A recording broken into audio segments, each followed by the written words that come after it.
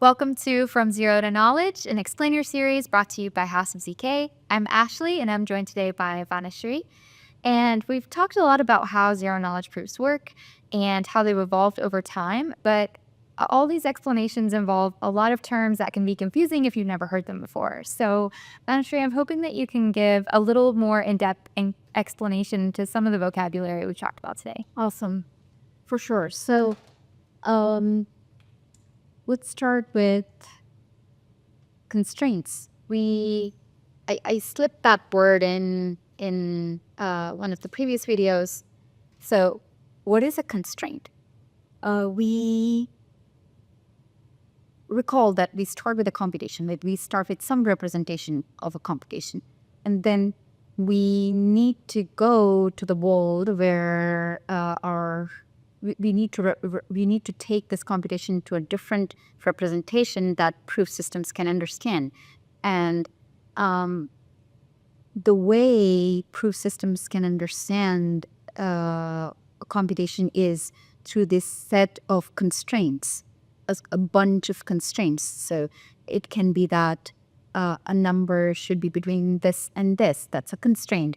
Another constraint can be that this third number has to be a divisor of these two numbers. I'm just giving some random examples. So you have this bunch of constraints, and that can put together can represent a correct computation of something, right?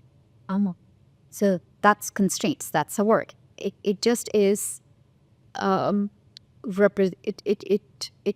is just what it says. It's a constraint on how the numbers are related, and it represents a part of the computation, and all these constraints put together represents the entirety of the computation. So that is one word. Okay. And we have circuits. A circuit is a set of constraints put together. Oh, okay. So simple enough. So you design your parameters and all of them together are your circuits. Like, gotcha. For a computation, you can have a circuit, right? And then we talked about ZKVMs.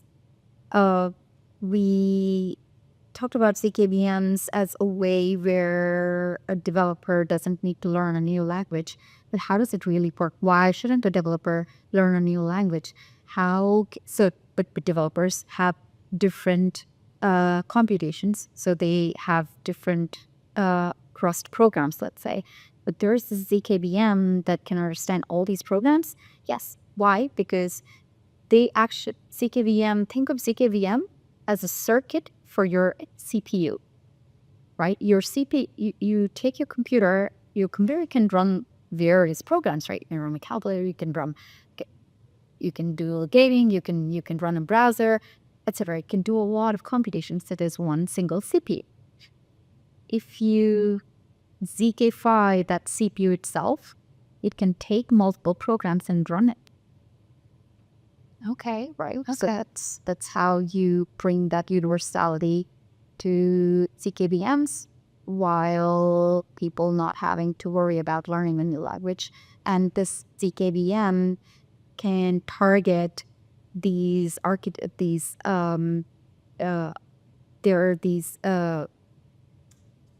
can target these languages which people are familiar with.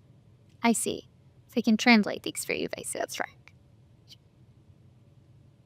Right. So that is ZKVM.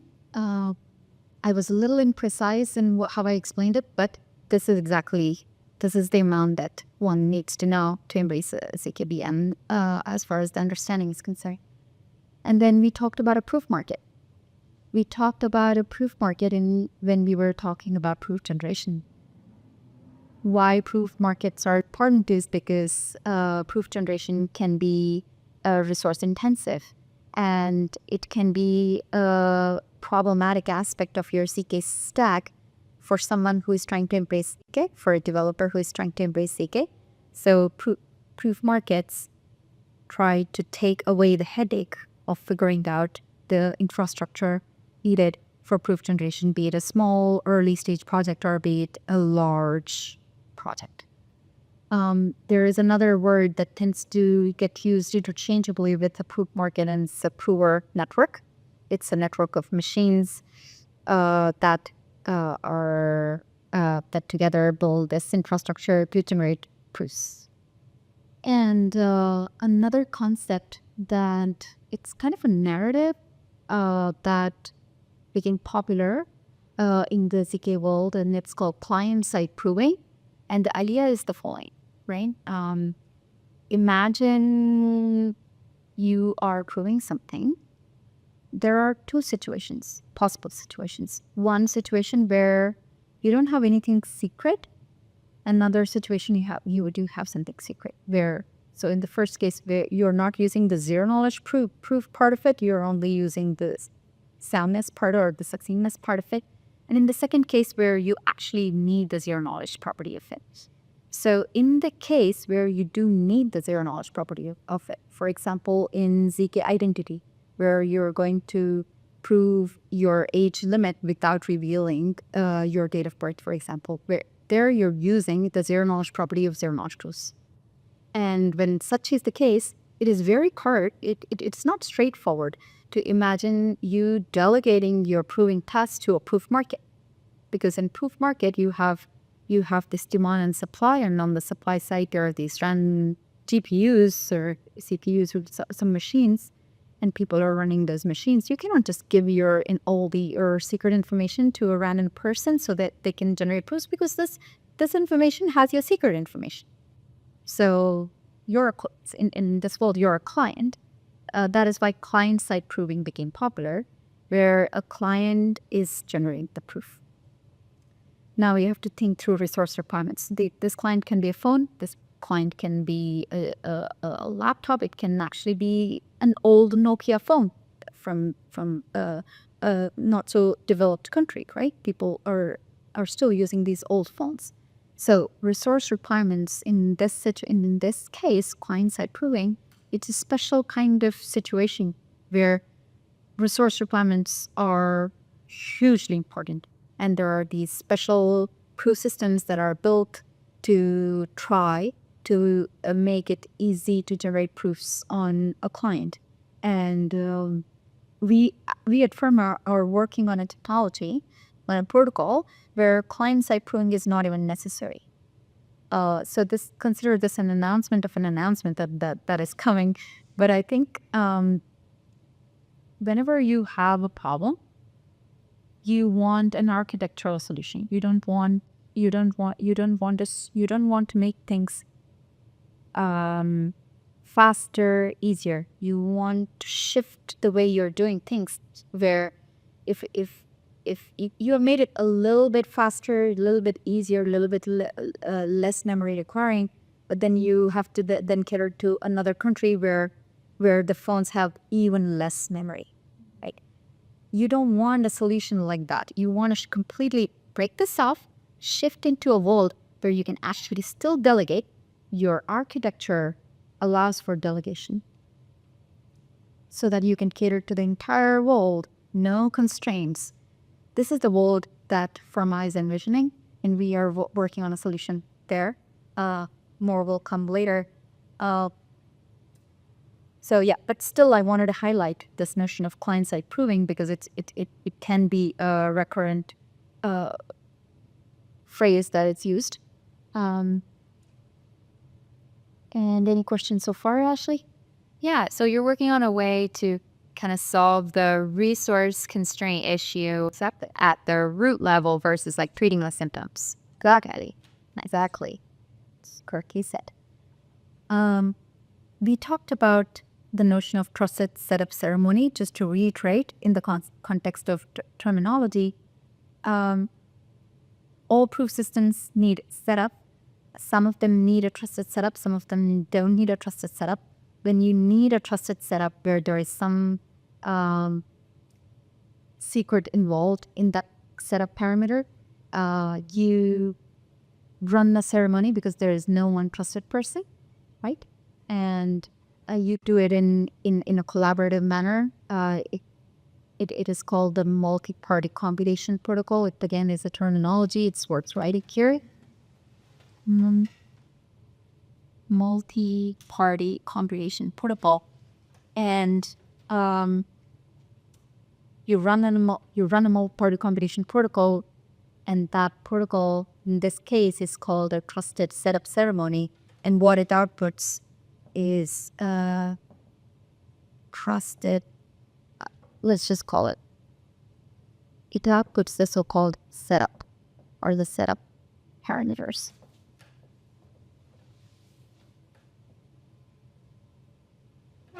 So, any questions so far, Ashley? So can we talk a little bit more about the trusted setup ceremony? I'm a little confused. All I'm thinking about are like a group of people standing around taking an oath. And I feel like I need it to be a little bit more concrete. That's a great question, I think. Right. So, let's see here. So trusted setup ceremony, think of it looking like this. There is a parameter D, and there is parameter tau. I'm using tau because this is again a typical way we represent this secret. So this D everybody knows. Okay. This tau is secret that we are trying to generate. So let's say there is God, and God will choose tau. You trust God. God outputs this. They call this a big T. God tells everybody, this is the parameter you need to use. Okay, that's not the situation we are in. How do we generate this? Right? We generate this through a trusted setup ceremony as follows. Let's say there are 3 people. Party 1, party 2, or 3. Party 1 says, I will contribute my secret.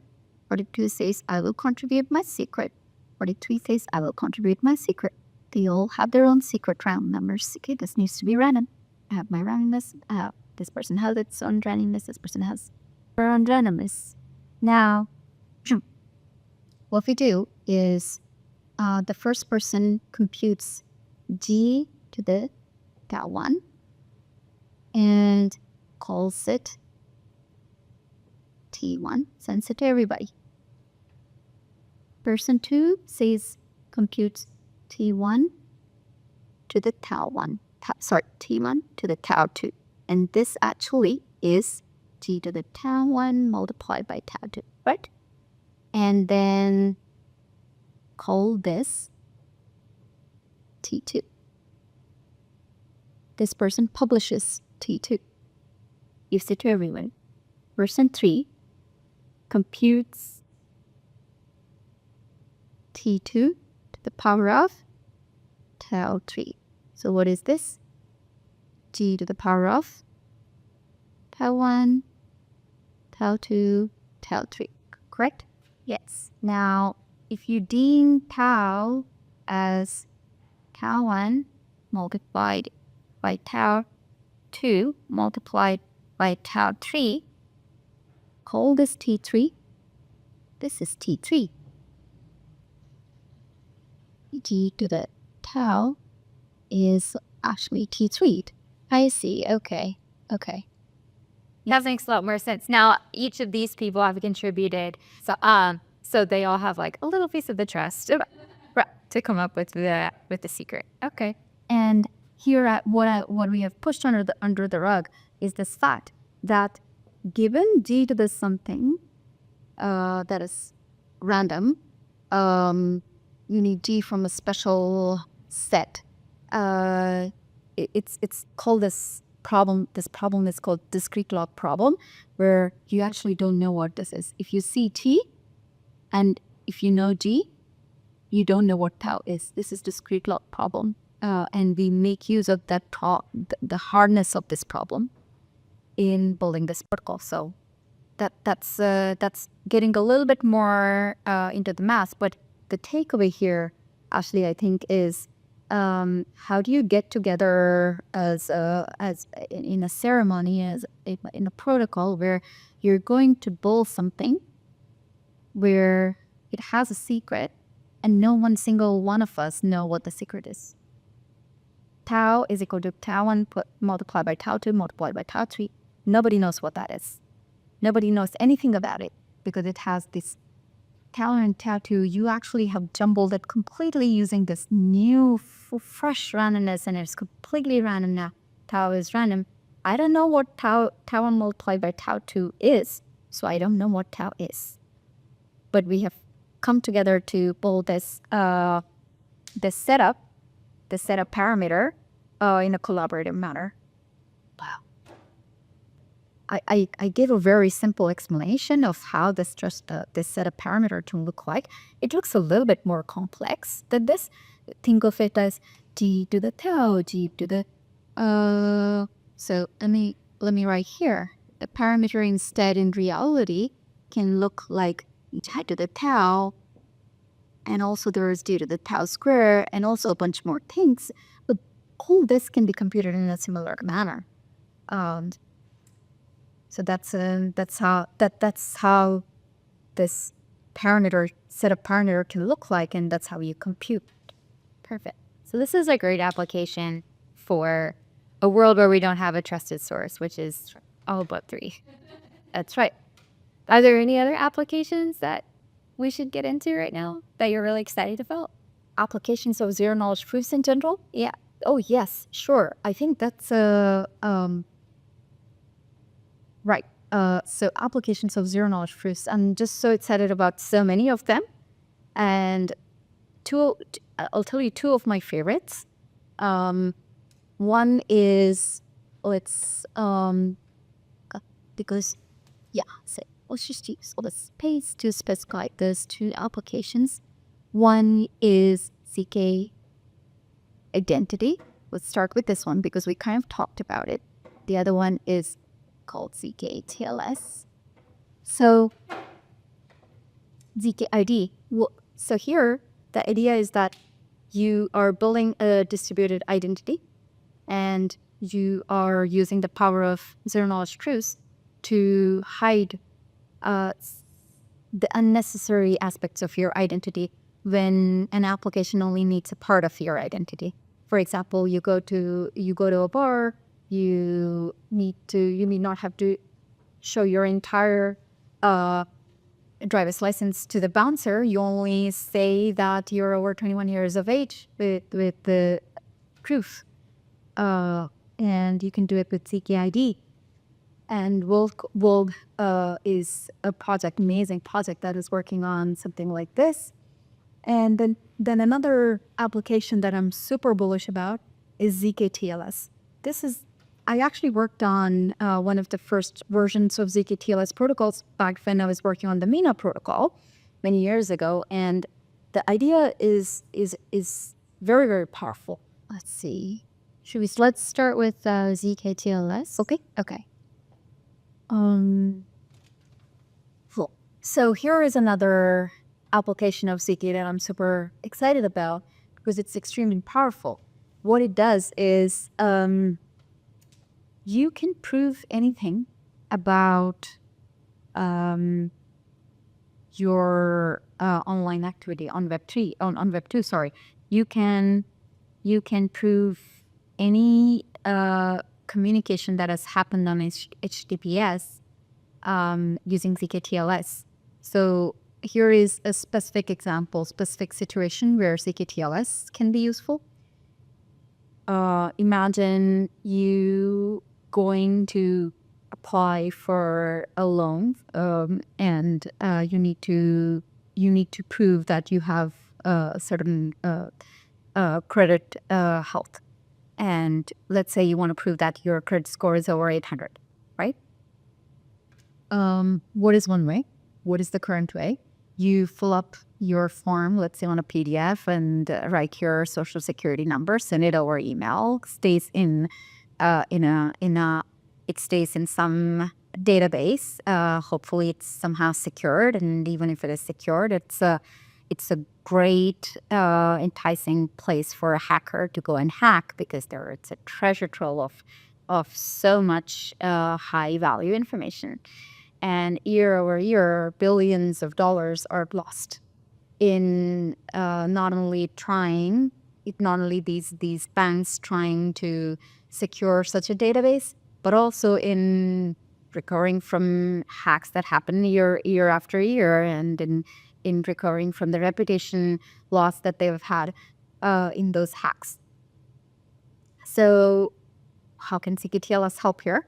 The idea is that instead of you writing that down, social security number down and sending it around without knowing where all it'll touch, instead of that, you can just get a proof that you logged into one of those credit bureau websites. You checked your credit score. This is the credit score as attested by that credit bureau, and you give that proof. Your social security number hasn't gone outside of your world, your space at all. You've just given a proof. They have gotten just the information that they needed, nothing more. Right? CKTLS enables that. I really like this example because it tells you how to save billions of dollars. Right. So I think these two. It's great that you brought up the topic of applications, because these two are terminologies that are used in the CK space. Also, so they're great to know in this overarching theme of terminologies. Knowledge. I'm going to write them down over here. You can erase maybe this part. That's right.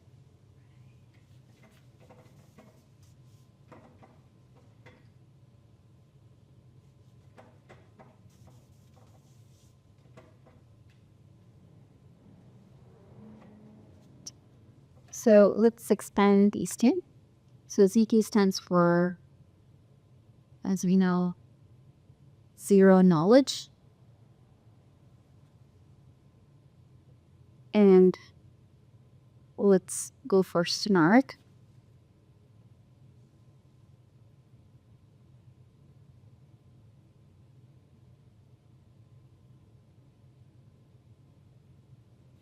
So S is for succinct. It says that your proof is small. N is for non-interactive. There is no interaction between the prover and the verifier. This is an argument. You should write this terminal of knowledge. Argument of knowledge. Not to worry about what that means. To keep this at an intuitive level. And here, T here means transparent, because there is no need for trusted. All right, so the last two we have are zero knowledge and soundness, which we've talked about a lot. Zero knowledge is that ability to keep something secret, right? And then the soundness is how reliable it is that I would be able to catch someone in a lie. That's right. Awesome. This is, I think there's a lot more terms, elliptic curves. There are more mathematical underlying terms that people might come across, but I think we want to limit the terminologies here to what is required for a developer to start embracing ZK. I think this in my view is a perfect set. Awesome. Well, it's perfectly doable. Thank you so much. Thank you. In this episode, we went through a lot of the terms that you need to kind of get started, and we'll look forward to seeing you in the next one.